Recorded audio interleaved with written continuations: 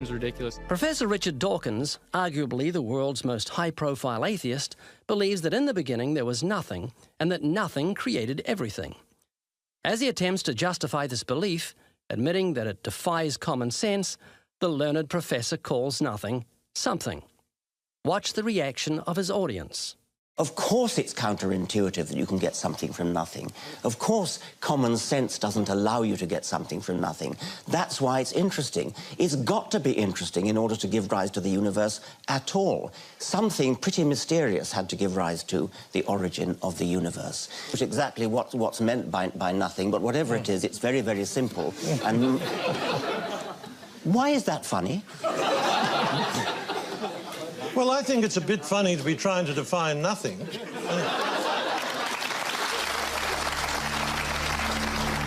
Richard Dawkins, I'm sure he didn't say that. That seems ridiculous. The audience reaction confused the normally eloquent professor because he's not used to being the object of laughter. What he didn't realize was he was talking to people who were endowed by their creator with the virtue of common sense. This was just another case where the emperor has no clothes. Someone should tell this man who has deceived millions, "You're talking foolishness." Is that what you believe? I mean, it can't be nothing. We all have to start from some point. But there has to be something that created everything. You just wasn't God. Is that what you're saying? Yeah. It's just evolution, how things became from one organism into many. But that doesn't solve your dilemma of the initial cause. There has to be an initial cause. If there was a big bang in space that from there issued cats and dogs and horses and cows, the sun, the moon, the stars, the seasons, and all this marvel of creation came from a big explosion, what caused the explosion and where do the materials come from the explosion, and why is there such incredible order from the explosion? Every explosion I've heard of creates chaos, not order. That makes sense? Oh, yeah. This is what you're looking for if you were looking for truth. This is your information that you need to say, wow, that's logical. How could all this design from the atom to the universe, an incredible order, just happen by accident? Because an atheist actually believes nothing created everything, which is scientifically impossible. And I'm trying to say, Haley, I just want you to think. You're not just a blob of nothing that came from an explosion that created order, which is against nature. That means that you've got purpose and meaning in the universe. So it's not altogether bad news. I just want a relationship with whoever built me. This is too much, too weird that it happened by accident. It didn't happen by accident. I don't feel that it did. In June of 2016, I interviewed theoretical physicist Professor Lawrence Krauss and asked him the same questions I asked the university students. I was limited to only asking questions, but he was very gracious, and it was an honor to meet him. Lawrence, why are you an atheist? Well, you know, I don't call myself an atheist any more than I call myself an leprechaunist. In fact, I don't label myself as ist. The only ist I might use is a scientist. And that's really important to me because as a scientist, I don't accept things without evidence. And there's certainly no evidence for God. And all the stories about the different gods, as there have been thousands of them, all seem equally ridiculous. There's millions. Yeah, probably at least millions. Are you open to evidence? I'm absolutely open to evidence. In fact, I change my mind all the time. That's the great thing about being a scientist. Unlike religion, we don't assume we have all the answers. In fact, we ask the questions, and we let nature tell us the answer. I noticed you picked up this book before.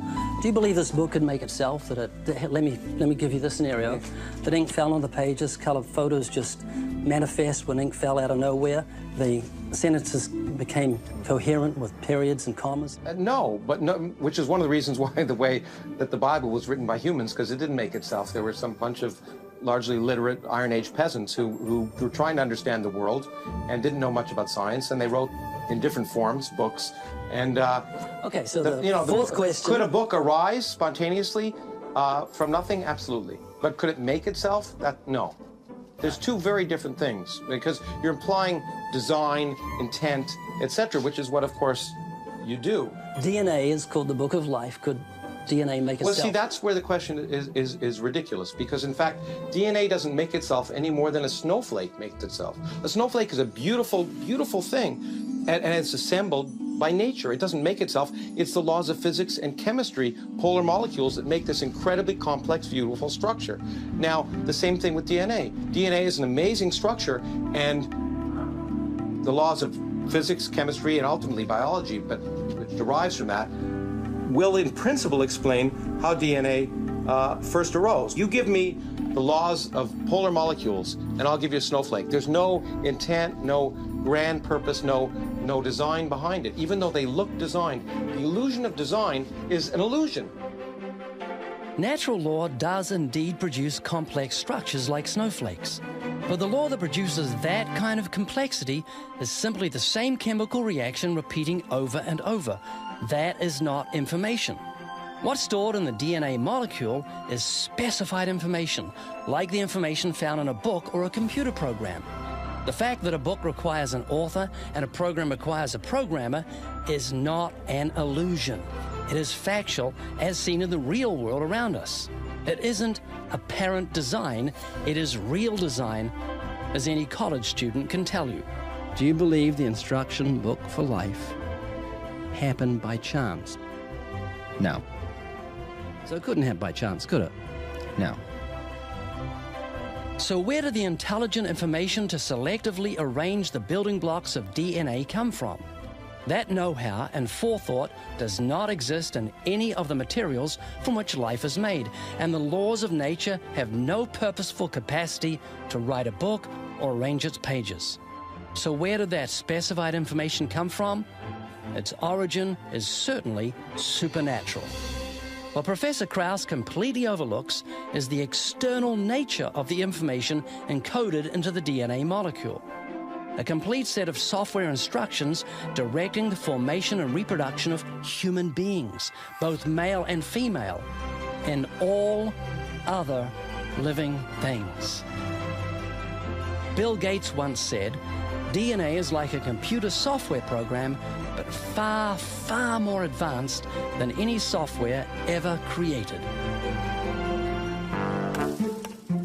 Which came first, the chicken or the egg? I'll have to say the chicken. The chicken. What do you think? The chicken. Chicken. Chicken? And what about you? The egg. Egg, okay. Was the egg fertilized? You got me. You got me, yeah, ain't no way. Maybe God created the chicken, so then that's how the egg came. You got me, I don't know. I didn't think that far into it, I guess. Maybe most likely the chicken, I would say. So if the chicken came first, it then laid an egg, okay? Was the egg fertilized?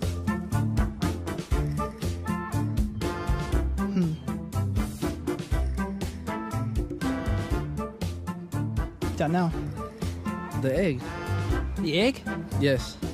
This chicken that produced the first egg, was the egg fertilized? It would have to be. So there's a rooster. So there was a rooster. So there's a rooster and a chicken. Where do they come from? They all came from the stars.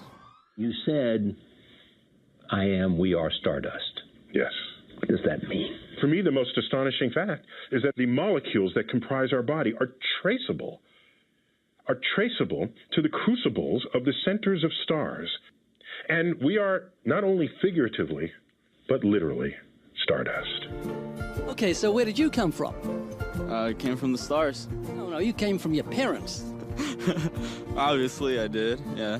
Where did they come from? And they came from their parents. And where did they come from? From their parents. Right back to Adam. Correct. Adam was created by God, and he made male and female, and he made the birds of the air and made them male and female so they could reproduce after their own kind. Okay, explain this to me. If you really believe in evolution, before it had eyes, how did it see? The eyes have to evolve because the thing's evolving from stardust. Correct. So they probably didn't see, they felt. Did it have a brain, or couldn't have had a brain until the brain evolved? So how did it think to look for food, and where did the food come from? And why did the food evolve? And did it have lungs? Do you think the chicken thing, before it evolved into chicken, had lungs? I'm not too sure. It's all about survival instinct, so, you know. It's not going to survive. It didn't have lungs. And if it breathed air, was the air 20% oxygen as it is now? And why did the air evolve? And why did it evolve lungs? And how did it survive before it had lungs? and see before it had eyes, and think before it had a brain, and eat before it had an appetite. Doesn't really make sense when you think about it, because you've got to translate that to elephants, horses, cats, cows, human beings. Every living thing that apparently evolved from stars had to evolve eyes and ears and a mouth and a nose and lungs and heart and kidneys. Let's go back to something more simple regarding that first chicken that came from the stars. Which came first in the chicken? Was it its blood, or its heart, or its blood vessels? Which evolved first? I do not know the answer. Well, if it was the heart, why did the heart evolve when there was no blood? If it was the blood, why did the blood evolve when there was no heart to pump it around? If there are no blood vessels, how did the blood get around the body of the chicken to keep it alive if there's no heart to pump it? I've always